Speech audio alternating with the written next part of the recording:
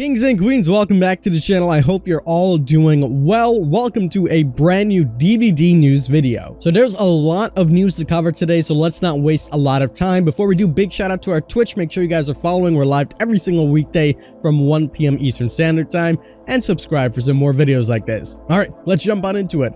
Developers today have posted a brand new patch notes talking about the developer update for March of 2022, which more than likely means we're going to be getting this PTB next week. Now, all throughout the week, we've been talking about some teased information, such as the Haddonfield Rework, etc.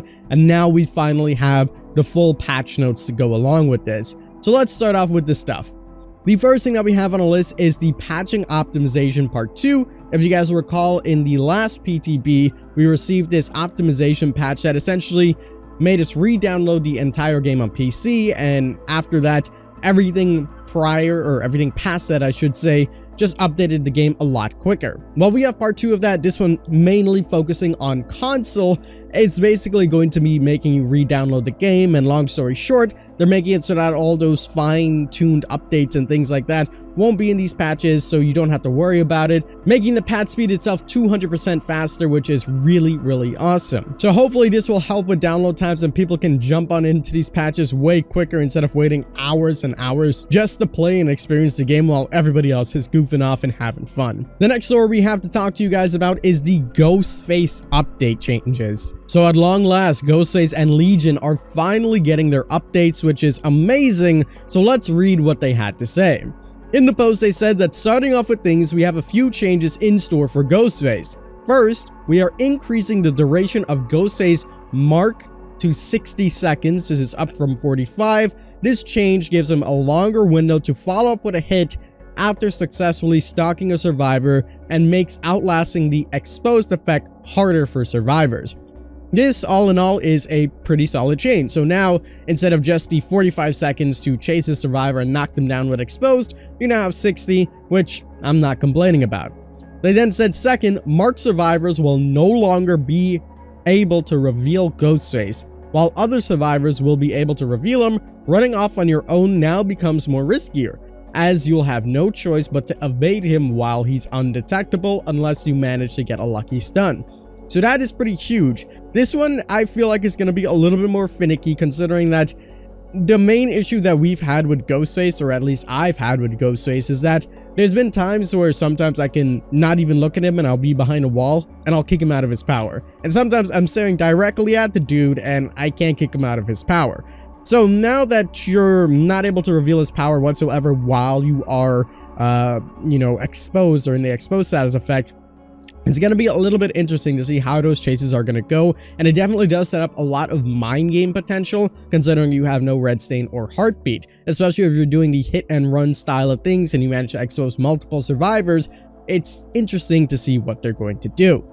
They then carried on and said, lastly, we noticed that many of the Ghostface add-ons have gone largely unused, with a few exceptions standing out above the rest. We always want to see a wider variety of add-ons being used, so we've done a pass on the majority of Ghostface add-ons to bring them up to speed. So let's take a look at exactly what those things are. The first one we have is the drop leg knife. So it says the Ghostface grants 10% movement speed for 5 seconds after marking a survivor. So this one's pretty interesting. As soon as you get a survivor exposed, you get 10% movement speed bonus. So now you're going to be moving a little bit quicker to run around to catch up with that survivor after wasting your time stalking them, which is quite nice. The next one is a green one called Alson's Wallet, and it says breaking a pallet or wall immediately recharges your Night Shroud.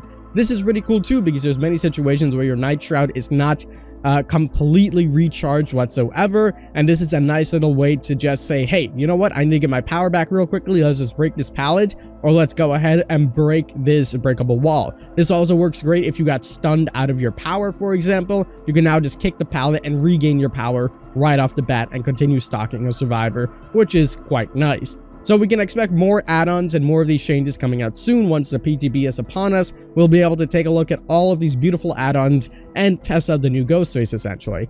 All in all, not too much bad changes. I think it's a nice little soft patch that they've given to him, essentially. It's nothing too dramatic where they're like, holy crap, this is mind-boggling. They just reworked his entire power, but it's enough to be like, hey, you know, maybe it's a chance to take a look at him again, see if he's any better than before, and maybe we'll have a good time.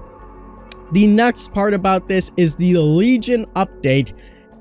I'm happy. It's been so long since we got anything for the Legion. I've been waiting for Legion to get a brand new update, and here it is. So they said all these years later, I know, the Legion remain one of the most frequently used killers, and it's easy to see why. Sometimes you just want to go fast and knife. That's why these changes focus on making the Legion faster and knifier than ever before. In all seriousness, the first of our changes is centered around chaining together hits. Being able to string together multiple hits on different survivors is something that is core to the Legion's design. So to help them do that, we are giving them a snacking 0.2% movement speed bonus for each survivor to hit during Feral Frenzy.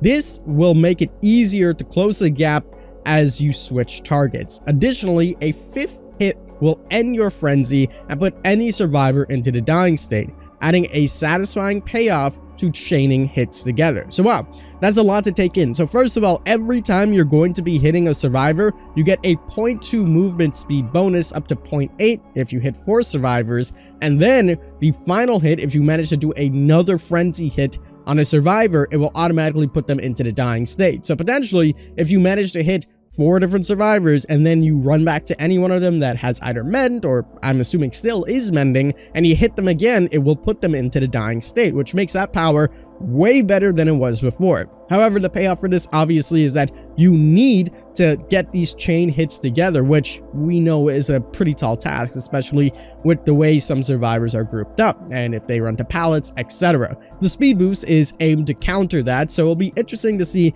how much a 0.2 meter per second boost off of every hit will do for the Legion.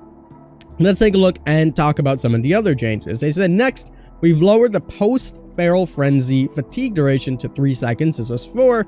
The fatigue is a critical part of Legion's power, preventing them from canceling their frenzy and immediately following up with a basic attack, circumventing the non-lethal aspect of their power. We found that lowering the duration to 3 seconds felt much better to play with, but also kept it feeling fair on the survivor POV. To ensure that the fatigue doesn't get out of hand, we reworked any fatigue alerting add-ons, since the 2 strongest one were added to his base kit.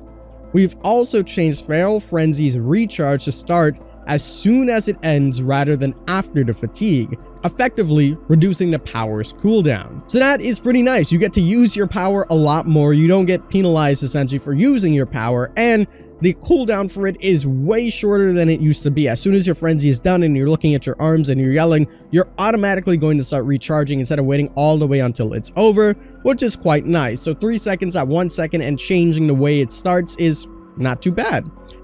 Now it says, and last add-ons. We've reviewed each of the Legion's add-ons. Some will receive a number of tweaks while others will get entirely new effects. We want to shine a spotlight on the various mixtape add-ons in particular. True to their add-on, these add-ons will also augment the Legion's new music and can even be mixed and matched to produce some interesting results. And we have a little preview here that we can show you guys.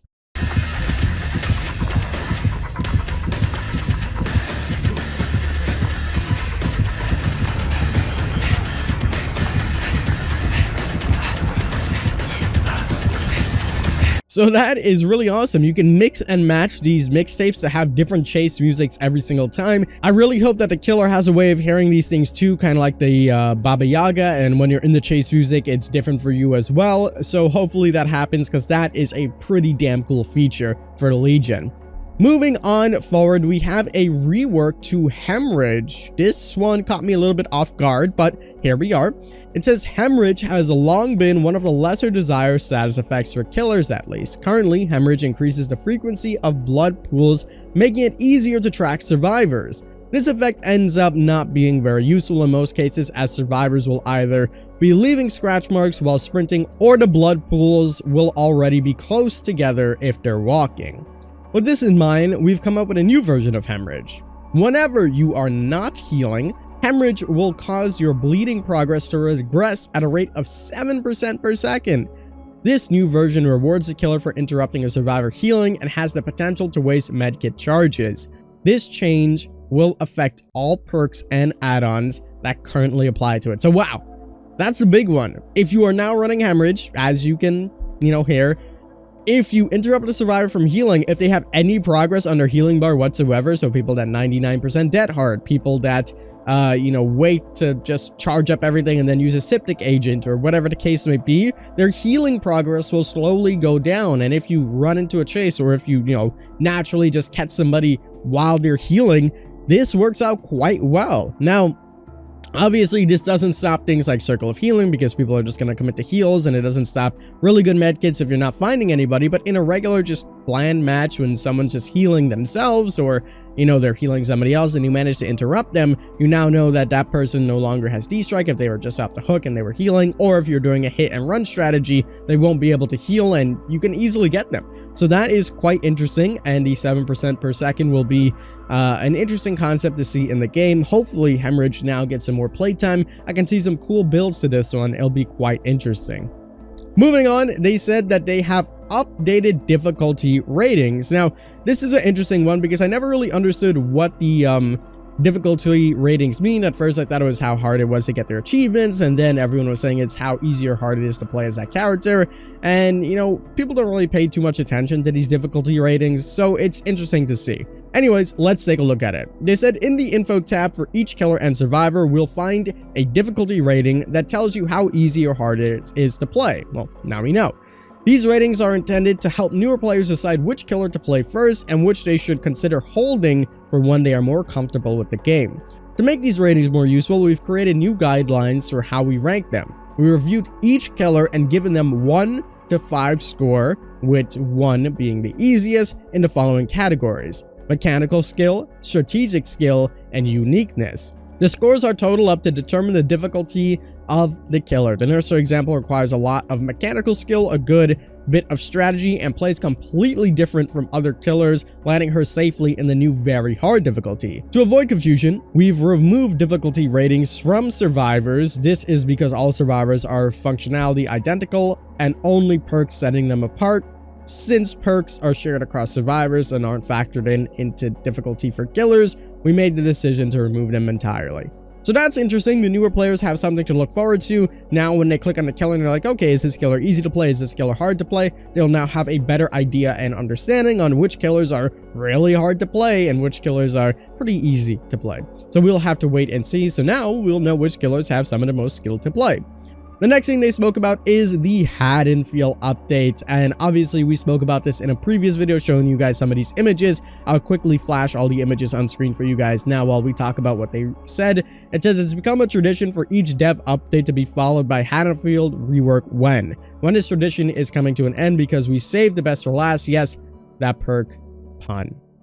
The iconic Lambkin Lane appeared in the Entity's realm over 5 years ago, but with the visual improvements around the rest of the game, the familiar street is starting to show its age. Not for long though, Haddonfield is next on the line to get a visual update. For those wondering, don't worry, the map is getting the same layout and gameplay changes too. Take a look. So we obviously see everything that they were talking about, and that is pretty much the dev summary wrapped up. It says, with that, we've reached the end of this month's developer update. All of the changes mentioned will be available in 5.7.0. Which change are you most looking forward to? We look forward to hearing what you think. So wow, lots of things to digest there, lots of things to talk about. We got the Ghostface reworks, we got the Legion reworks, we got the Hemorrhage reworks, perk difficulties, and the brand new Haddonfield. So that is going to be pretty damn awesome to play on and to look at and to really experience. That is not all the information that we have for you guys today though. There's still some more things that we need to talk about. There are some cosmetics for NetEast that are going to be coming out.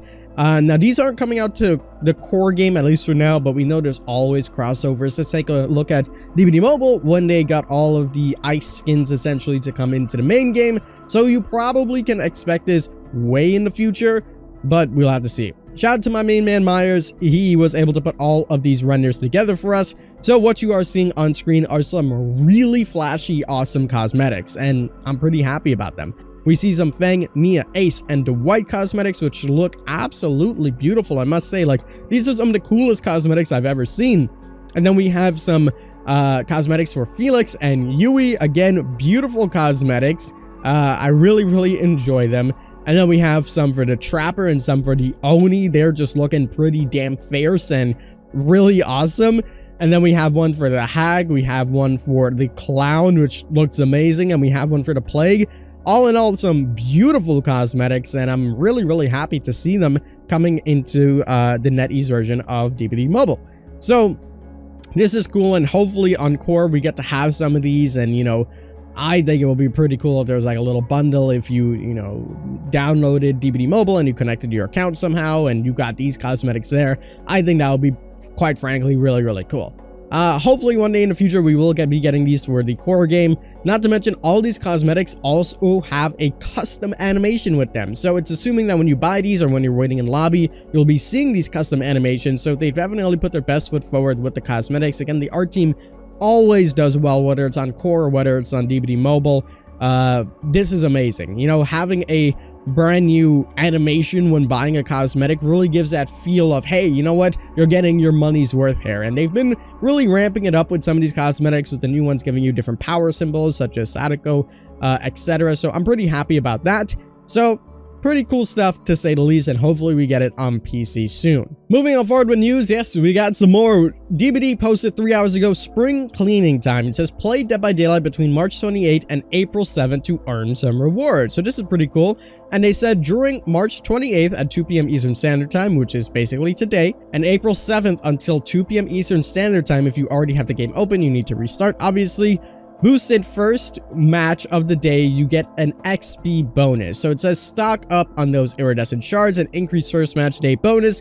During this event period, earn 1000 XP for the first match instead of 300. And then they said there's a separate bonus for each role, so make sure you play them both. They said they've doubled the daily ritual blood points. They said during this event point, all newly acquired daily rituals will award double the blood points. So this is pretty damn awesome. We're gonna get some more blood points. And they said that there are a bunch of sales on their original characters, those being Blight, Legion, Plague, Kate, Elodie, Adam, and Zarina. There's also some daily login gifts. It looks like we're going to be getting some new cosmetics for Jake, and we're going to be getting some new cosmetics for Nurse. So that is pretty awesome. I'll display everything on screen right now of what you're going to be getting as your daily rewards. You'll be getting the Jake cosmetics, 50,000 blood points, the Nurse cosmetic, 50,000 blood points, Jake cosmetic, 50,000, Jake final piece, 50,000, 50,000 again, and then the Nurse.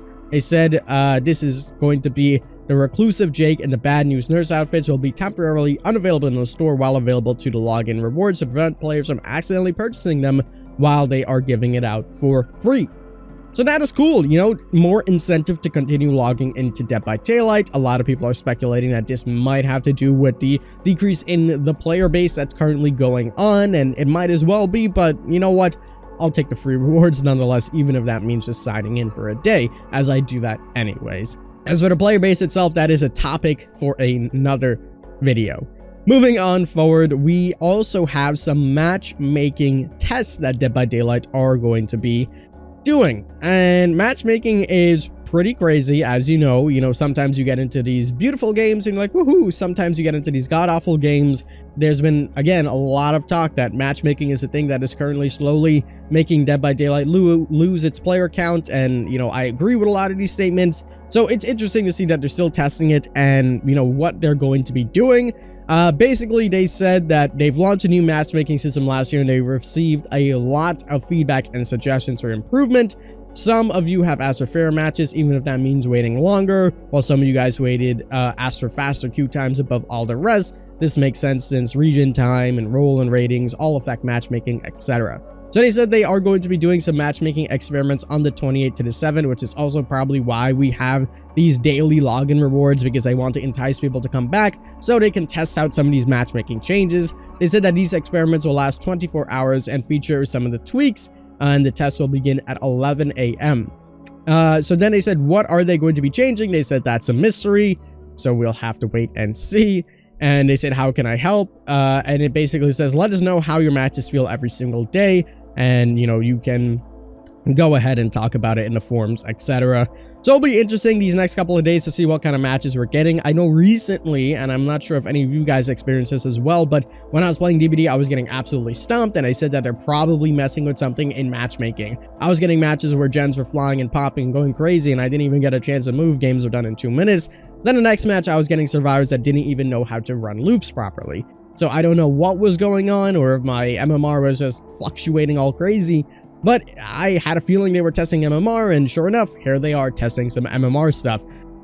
Are they going to remove it? We don't know. Are they going to improve it? We'll have to wait and see. It's just going to be one of those things that hopefully get some changes and the players, you know, can finally have some fair matchmaking that feels good. Honestly, thinking back to it, the old emblem system that we complained about, that we said that wasn't good whatsoever, I miss it. I miss the emblem system. I miss rank 1. It was so nice, but we don't have it anymore.